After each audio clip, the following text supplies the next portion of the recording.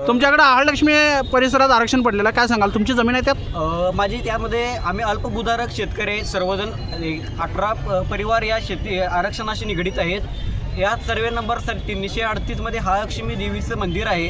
त्या सर्वे नंबरमध्ये आमच्या शेतातून 45 मीटरचा रस्ता गेलेला आहे, बांधावरून 15 मीटरचा रस्ता गेलेला आहे। त्याच सर्वे नंबरमध्ये टाऊन हॉल, त्याच्यानंतर कचरा डेपो आणि दफनभूमीचे अन्यायकारक आरक्षण हे आमच्यावर पडलेलं आहे। ते रद्द होण्यासाठी होईल ते प्रयत्न आम्ही करण्यासाठी तयार आहे।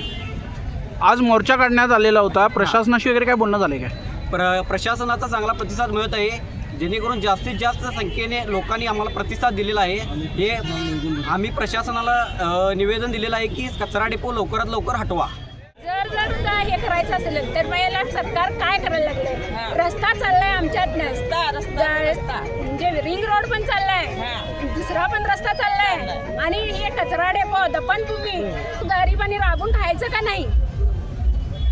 नोकऱ्या नाही पोरासनी, नोकरी लागून सुद्धा हे करत नाही, त्यावेळेला तुम्ही काढून टाकतायसा मुलासनी। आरक्षण नाही मुलांना, शिक्षण एवढे होऊन सुद्धा आम्ही शेतकरी वर्ग असून शिक्षण एवढे देऊन मुलांना पण तुमच्या ह्याच्या सरकारी सर्व्हिसमध्ये नोकऱ्या लागत नाहीत, त्या मुलांना आमच्या काढून टाकलं जातंय। कास्ट सर्टिफिकेट द्या म्हणतायसा, मग त्यावेळेला आम्हाला हे नाही, मग मुलं आमची ह्या जमिनीवर राबून खात्यात, तर तुम्हाला काय हे व्हायला लागलंय हे आम्हाला शेतकऱ्यांना सांगा। जर जगायचं का मरायचं याचा प्रश्न सांगा तुम्ही, आणि खरा न्याय मिळवून द्या। तुम्ही करा, करण्याबद्दल आमचं काही मत नाही, परंतु आमच्या पोरांच्या पुढच्या भावी पिढीचं काय ह्याचं उत्तर द्या सगळ्यांना। एवढं वर्ष राहतोय, कधीच काय झाले नाही। महालक्ष्मी नगर म्हणजे या परिसरमध्ये कधी काही झालेलं नाही आहे आणि आता आरक्षण पडलेलं आहे। सगळ्यांच्या पायाखालची जमीन सरकलेली आहे, किंवा दक्कनभूमी म्हणा, किंवा कचरा डेपो म्हणा, किंवा वाचनालय म्हणा, हे सगळं असं होत असेल तर आमचं थोडं थोडं असं म्हणजे शेती आहे, त्याच्यात आम्ही त्याच्या राबून खाणारी माणसं आहे।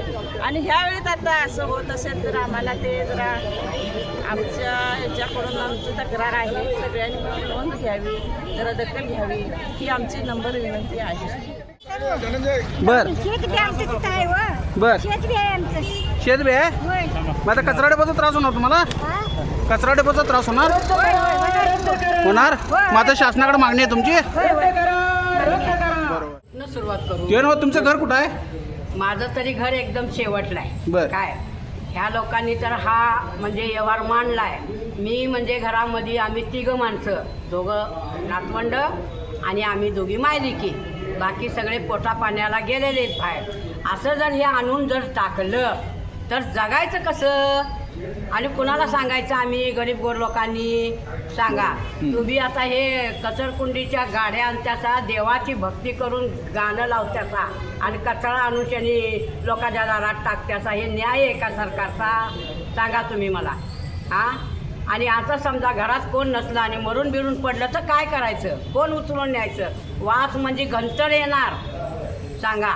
मग ह्या वासाने जायचं कुठं? पोरं बाळ घ्यायचे कुठं? आता तरी मजुरी मोलमजुरी करून खाता आहे, वाढवाडलाच्या जाग्यावर आता झोपडे बांधून राहिले आणि त्याला बी ती कचरे टाकायला द्या। मग शासनाला काय विनंती आहे? शासनाला आता काय विनंती द्यायची आम्ही? आता शासनानेच बघायला पाहिजे काय आहे ते गरिबाचं, त्यांनीच न्याय करायला पाहिजे गरिबाचा। बरोबर. हां,